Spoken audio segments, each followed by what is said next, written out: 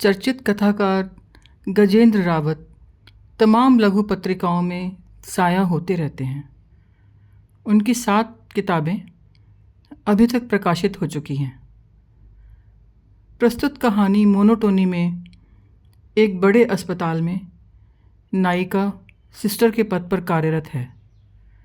शुरुआत से ही बहुत मेहनत जद्दोजहद की है उसने इस वार्ड को चलाने में। इतना सब करने के बाद भी प्रशासन उसे आड़े हाथों लेता है। विडंबना है। मेहनतकश कामगार महिला की कहानी मोनोटोनी सुनिए मेरी ही आवाज़ में।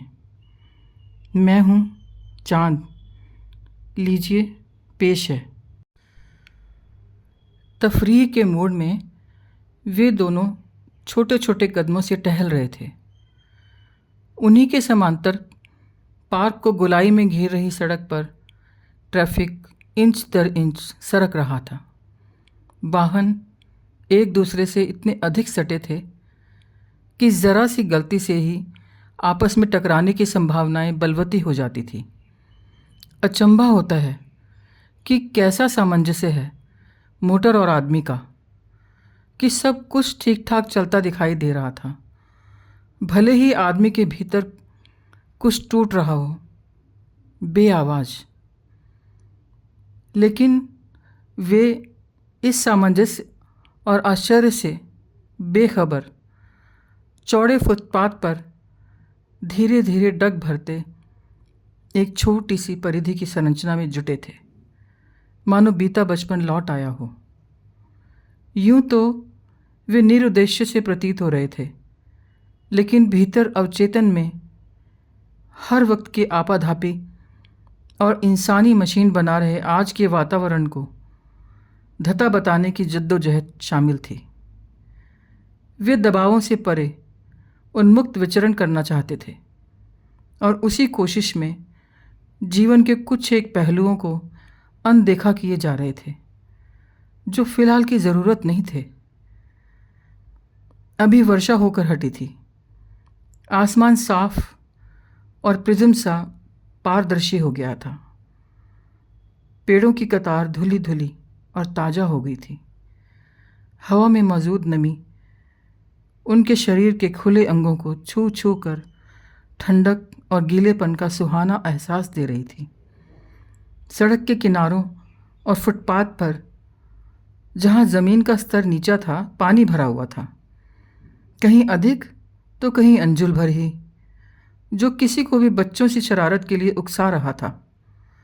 साम्या का मन हुआ कि जूते उतारकर हाथ में ले ले और नंगे पांव उस थोड़े से ठहरे पानी में छप छप करती चले। इसी ख्याल से उसने सिर घुमाकर प्रशांत की ओर देखा। उसके चेहरे पर उत्साह नहीं बल्कि गंभीरता थी, जिसे देख वो चुप बनी रही। उसे याद आया शादी से पहले न जाने कितनी बार दोनों घंटों बारिश में घूमते बातें करते बिताते थे, एकदम बेपरवाह। एक बार अधिक भीगने से उसे ठंड बैठ गई, तब वो पूरे महीने बिस्तर पर पड़ी रही थी। वे पार्क और सड़क के बीच के चौड़े फुटपाथ पर खड़े हो गए। सामने ही पालिका बाजार की ओपनिंग थी। दाहिने 2 फास्ट फूड की दुकानें, जिनके सामने की छोटी सी जगह पर टेबल कुर्सियां बिछी थी, जिन पर इक्के दुक्के लोग बैठने लगे थे। बीच के पैदल रास्ते में आने जाने वालों से रुमाल बेचने वाला भाव ताव की कानाफूसी कर रहा था। यहाँ खड़े होते हैं थोड़ी देर, अच्छा लग रहा है। वो खंबे से टिक कर खड़ी हो गई और चश्मा उतारकर साफ करने लगी। प्रशांत चुपचाप खड़ा ऊपर आकाश को देखता रहा। दूर दूर तक छितरे दूधिया बादलों में वर्षा की संभावनाएं शेष नहीं थी। वे दोनों यहाँ जब भी आते, साम्या खंबे से पीठ टिकाना नहीं भूलती। आज भी उसने यही किया। अब सामने की सड़क खाली थी, काली, अर्धवृत्ताकार, बहती नदी सी प्रतीत होती थी। लेकिन थोड़ी ही देर में पीछे रुका हुआ ट्रैफिक पहले की भांति सड़क पर रेंगने लगा। वही भीड़, रेलम पेल। सामिया चश्मा पहनते हुए बोली, सुनो, बच्चों की छुट्टियां हो गई हैं, कहीं घूमने चलते हैं। 3 साल हो गए कहीं नहीं गए। वो थोड़ी देर रुक कर सांस खींचते हुए फिर बोली, मैं तो अक चुकी हूँ। बस वही घिसा पिटा रूटीन, रोज़ रोज़ वही चेहरे, वही लोग, फिर सुबह अस्पताल पहुँचने की भाग दौड़। बस यार, मशीन बंद कर रह गए हैं। वो फिर चुप होकर प्रशांत की ओर देखती रही। प्रशांत चुपचाप उसी आकाश की ओर देखता रहा। हाँ मिस्टर खामोश, मैं आपसे ही मुखातिब हूँ। कभी कभी तुम्हारी चुप रहने की आदत बहुत चुभती है। दूसरा तुम्हारे सामने कितना ही गिड़गिड़ाता रहे, तुम टस से मस नहीं होते। झुंझलाहट की एक परत उसके चेहरे पर जम गई। गर्दन हिलाकर जमीन की तरफ देखते हुए आंखें मूंद ली। प्रशांत उसके चेहरे के हाव भाव देखकर चिंतित हो उठा। लगभग हकलाते हुए बोला, मैं तो सोच रहा था कि कहाँ जाया जाए। वो साम्या के उखड़े हुए मूड को देखकर फिर बोलने लगा, चलो ऋषिकेश चलते हैं, गर्मी कट जाएगी और तुम्हारी मोनोटोनी भी टूट जाएगी। वो हाथ चलाते हुए बोला। उसका कृत्रिम उत्साह साफ दिखाई दे रहा था। उसे पता था कि साम्या को सामान्य होने में समय लगेगा, तब तक उसे बोलता रहना पड़ेगा। तभी सड़क के किनारे एक गड्ढे से कार गुजरी। गड्ढे का ढेर सारा पानी उछलकर प्रशांत के चेहरे पर आ पड़ा। वो भुनभुनाता हुआ बोला, उफ वो नीच साला। साम्या की हंसी छूट गई। प्रशांत देर तक रुमाल से चेहरे को साफ करता रहा। चलो मेरी नहीं तो तुम्हारी ही सही, मोनोटोनी तो टूटी। साम्या के चेहरे पर मुस्कान स्थिर हो गई थी। फिर भी उसने स्वयं को बलपूर्वक सामान्य होते हुए कहा, जल्दी कर लेते हैं, कहीं बातों बातों में बच्चों की छुट्टियां ना ख़त्म हो जाएं। पिछले साल की तरह। वो चिंतित हो गई। उसकी भवें ऊपर उठ गई, माथे पर बारीक रेखाएं खिंच गई। नहीं नहीं, ऐसा नहीं होगा, मैं कल ही टिकट बुक करा देता हूँ। कुछ हड़बड़ाहट में प्रशांत बोला और आगे बढ़कर उसके दोनों हाथों को अपने हाथों में लेकर कहने लगा, तुम अपनी छुट्टियां पक्की कर लो बस। छुट्टियों की चिंता मत करो, मैं कल ही अप्लाई कर देती हूँ। उसने उमंग भरे लहजे से कहा, यार मैंने कभी छुट्टी नहीं ली, कभी कभी तो ऑफ वाले दिन भी गई हूँ। पूरा वार्ड संभाल रखा है, सभी जानते हैं वार्ड 13 मतलब साम्या सिंह। इतना कहकर वो शून्य में डूबते हुए चुप हो गई। दोनों में देर तक खामोशी बनी रही, मानो शब्द चूक गए हों और चुप्पी भीतर के भाव को समझा रही हो। प्रशांत बड़े ही आश्चर्य से उसे दूसरी दुनिया में खोते देखता रहा। यह उसके लिए अनोखा और नया अनुभव था। उजाला खत्म हो चला था।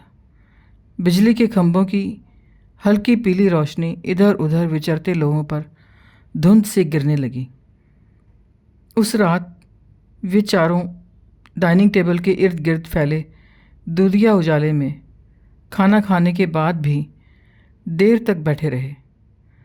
जालीदार दरवाज़ों से स्ट्रीट लाइट का प्रकाश भीतर तक आ रहा था। खुली खिड़कियों पर पर्दे हवा में झूल रहे थे। मम्मी, मैं पढ़ने जा रही हूँ, कुर्सी पीछे सरकाती हुई बानी बोली। क्यों? तुम तो दिन में भी अच्छा खासा पढ़ी हो। साम्या थोड़े से विस्मय से बोली। यहीं बैठो, कुछ बात करनी है। क्या क्या मम्मी? माँ से सट कर खड़ी छोटी सी मानी अपना सिर उसकी गोद में रखते हुए बोली, क्या बात है माँ? साम्या ने स्नेह से हथेली मानी के गाल पर रख दी और बोली, हम सब ऋषिकेश जाने की सोच रहे हैं। ऋषिकेश? वहाँ क्या है मम्मा? वो माँ से और अधिक सटते हुए बोली, वहाँ मेरा बेटा खेलेगा, गंगा में नहानी नहानी करेगा। साम्या बात को खींचना नहीं चाहती थी। उसने मानी को गोद में लिटा लिया और बोली, चल तू सो जा बेटे। अपने सामने की प्लेट को प्रशांत के सामने रखते हुए बोली, आप लो ना। बानी बेटे तू भी ले। बानी खरबूजे का टुकड़ा उठाते हुए बोली, मम्मा मैं तो नहीं जा पाऊंगी। मैडम एक्स्ट्रा क्लासेस के लिए कह रही हैं, बोर्ड है ना। अरे बोर्ड तो क्या हुआ, अभी तो साल शुरू हुआ है। कैसी पढ़ाई है आजकल की। और ये बच्चे, छुट्टियां किस लिए होती हैं साल भर की मेहनत के बाद?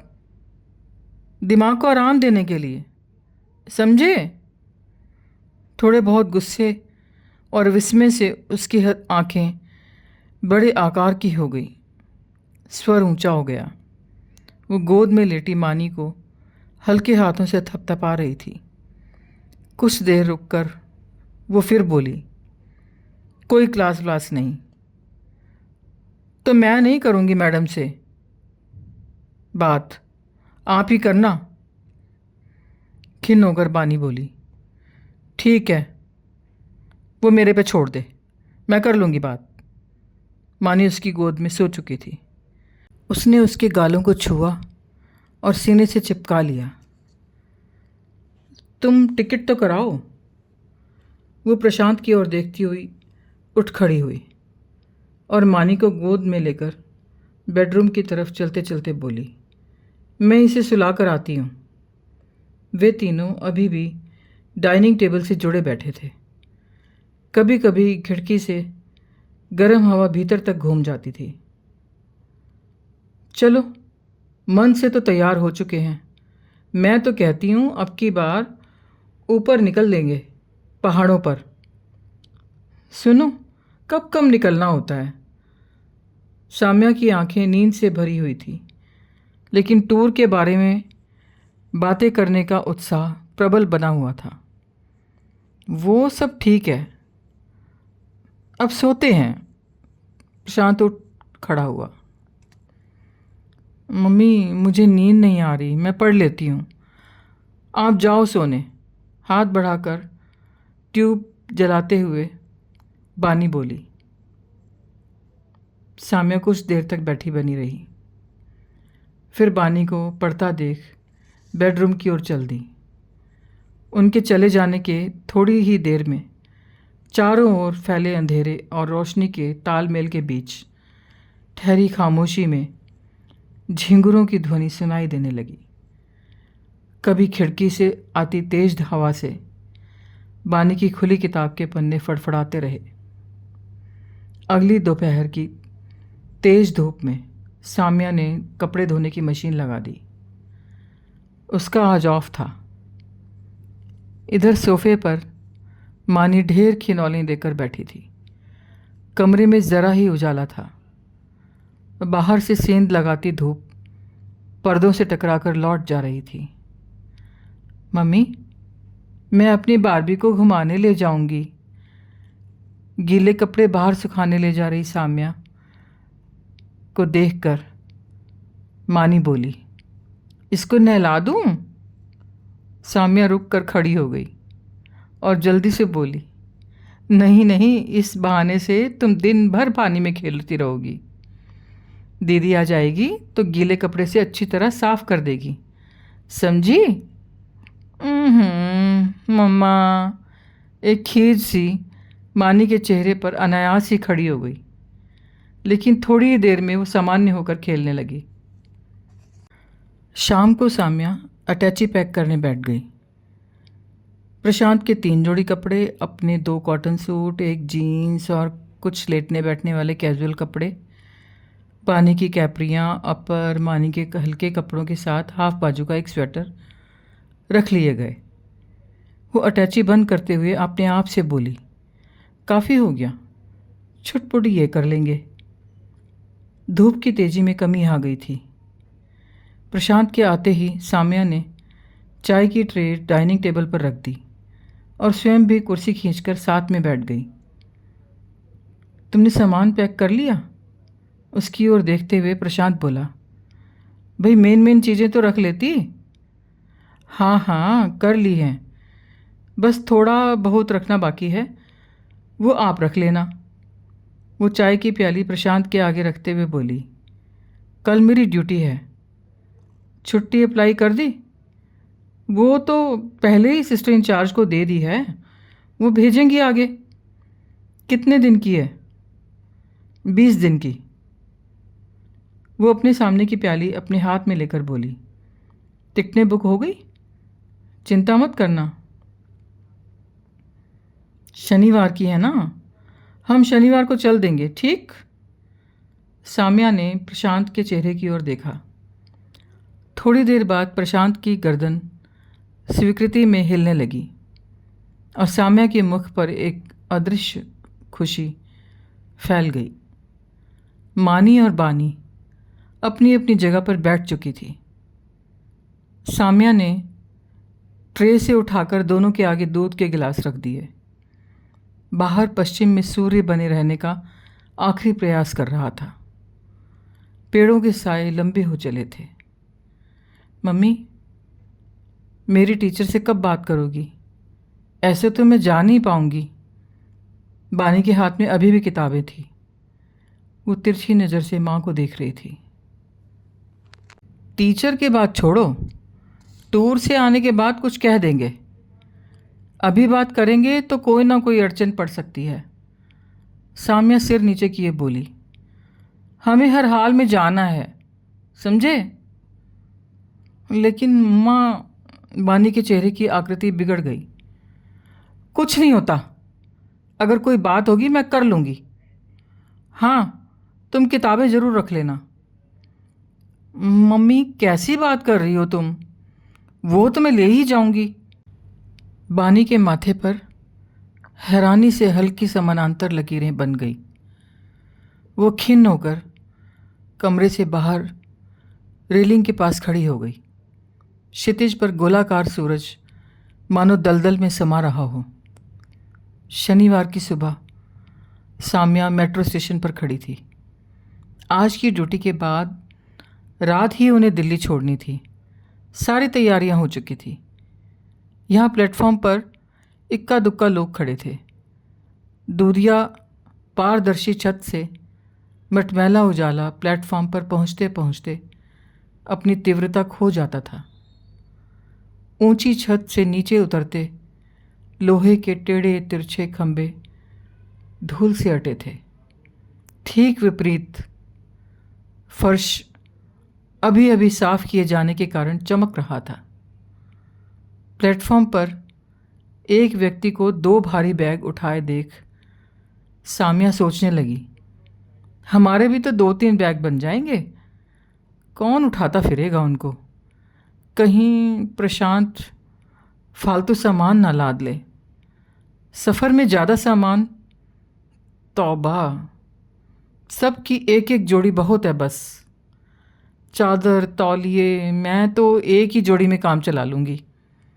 क्या कोई फैशन दिखाना है किसी को? मेट्रो ट्रेन में बैठते ही उसने फ़ोन लगाया। हेलो, मैं बोल रही हूँ, अभी मेट्रो में हूँ। हाँ, मैं कह रही थी सामान ज़्यादा मत रखना, उठाना मुश्किल हो जाता है मेरे तो बस। उसने अचानक ही देखा वो 2 बैग वाला आदमी ठीक सामने ही बैठा था। उसने नज़र मिलते ही वो झेंप गई। नज़रें हटाकर उसने फ़ोन काट दिया। कहीं सुन तो नहीं लिया, उसने सोचा। फिर स्थिति से उभरने के लिए बाहर की ओर देखने लगी। बाहर उसकी आंखों के सामने विशाल स्लम फैला हुआ था। दूर निगाह तक ऊंचे नीचे डिब्बे नुमा घरों पर धूल की चादर से बिछी हुई थी। बस्ती के बीच में उठी ऊंची मस्जिदों की मीनारें और मंदिरों के गुंबद अलग साफ दिखाई दे रहे थे। सुबह के बावजूद घरों के ऊपर गर्म हवा की परतें कांप रही थी। कुछ तो निजात मिलेगी इस भयंकर गर्मी से। देख लो, सुबह के 8 बजे हैं और बाहर देखना दोपहर हो गया है। दिन दोपहरी की बात तो जाने ही दो। और अस्पताल, वहाँ क्या धरा है? वही मरीजों की भीड़, बीमारी, लाचारी, बस। उसने सोचा। साम्या मेट्रो से उतरकर तेजी से ऑटो स्टैंड की ओर चलने लगी। पुल के नीचे ज्योमेट्री की वक्र रेखाओं की तरह वाहन एक दूसरे को काट रहे थे। कैसे चला जाए? उछलकर, भागकर? कैसे हो सड़क पार? हर आदमी ऐसी ही बचकानी सी हरकतें करने को आमदा हो रहा है। वो एक खचाखच भरे ऑटो में बैठ गई। ऑटो वाला इसके बावजूद भी एक और सवारी बैठाना चाहता था। कहाँ बिठाएगा? हमारे सर पे? बहुत धीमे से वो बोली। साथ बैठे लोगों ने सुना तो एक लड़का बोला, चल भाई, हो तो गई पूरी सवारी। ऑटो वाला नीचे खड़ा होकर आवाज़ लगा रहा था। ऑटो में बैठे लोग क्या कह रहे हैं उसे खबर नहीं। आज चला दे, फिर 15-20 दिन तक देखेंगे नहीं तेरे ऑटो की तरफ, उसने स्वयं से कहा। भीतर बैठी सवारियों के गुस्से और विरोध के बावजूद बड़ी देर तक ऑटो वाला आवाज़ें देता रहा। अंततः एक सवारी उन्हीं के बीच एडजस्ट हुई। तब कहीं जाकर ऑटो धीरे धीरे आगे बढ़ना शुरू हुआ। 9 से ऊपर का वक्त हो चला था। उसने ऑटो से उतरते समय कलाई देखी, पर वहाँ घड़ी नहीं थी। वो हड़बड़ी में तेज़ी से चलने लगी। ओपीडी की पंजीकरण खिड़कियों पर लोग मक्खियों की तरह चिपके हुए थे। मेट्रन ऑफिस के बाहर कुछ नर्सें उचक उचक कर नोटिस बोर्ड पर चस्पा सफ़ेद कागज़ पर लिखे नोटिस को पढ़ रही थीं। वहीं साथ से गुजरते हुए साम्या ने पतली लंबी लड़की से पूछा, क्या लगा है? कुछ नहीं। पतली लंबी लड़की उसकी ओर देखे बिना नाक से गिरते चश्मे को ऊपर उठाते हुए बोली, छुट्टियों के बारे में है। चलते चलते साम्या ने धीरे से दोहराया, छुट्टियों के बारे में? उसके होंठ हिलते दिखाई दिए। माथे पर हल्की रेखाएं उभर आई, परंतु वो रुकी नहीं, तेजी से आगे बढ़ गई। मरीजों की भीड़ से बचते बचाते वो विभाग के मेन गेट तक पहुंची। वहाँ की एक रेजिडेंस डॉक्टर उससे टकराते टकराते बची और हंसते हुए बोली, सिस्टर, आज तो आखिरी ड्यूटी, कल से तो। हाँ, वो सब कुछ आई, धीमे से बोली और तेज़ी से हाजिरी लगाने को आगे बढ़ गई। अभी उस कमरे में कोई नहीं था। हाजिरी रजिस्टर के पन्नों के बीच दबी हुई छुट्टी की एप्लीकेशन उसे दिखाई दी।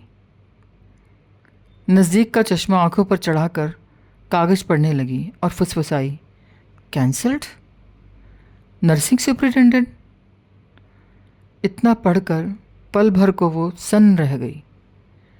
बिना हिले डुले कागज़ के पुर्जे को एक टक देखती रही। ये उसकी अपनी एप्लीकेशन थी। उसका चेहरा धीरे धीरे फक पड़ता गया, आंखें डबडबा गई। कुछ और देर वो बुत सी बनी रही, फिर लंबी सांस लेते हुए गुस्से से कागज़ को झटक कर पाँव पटकते हुए मेट्रन ऑफिस की ओर चल दी। कैंसल? कैसे? रात दिन एक कर दिया इस वार्ड के लिए मैंने। 3 साल से कहीं जाकर छुट्टियां ले रही हूँ। तब भी वो सोचती हुई मेट्रन के रूम की तरफ बढ़ रही थी। आक्रोश के कुछ शब्द ओस की बूंदों से उसके कांपते होठों पर ठहर गए। वहाँ सुनने वाला कोई नहीं था। अब वो मेट्रन के कमरे के ठीक बाहर थी। यह थी कहानी आज के सिस्टम से जूझती हुई कामगार महिला की। दोस्तों, अपने कमेंट बॉक्स में ज़रूर दें। आपको क्या महसूस हुआ इस कहानी को सुनकर? फिर मिलती हूँ एक नई कहानी के साथ।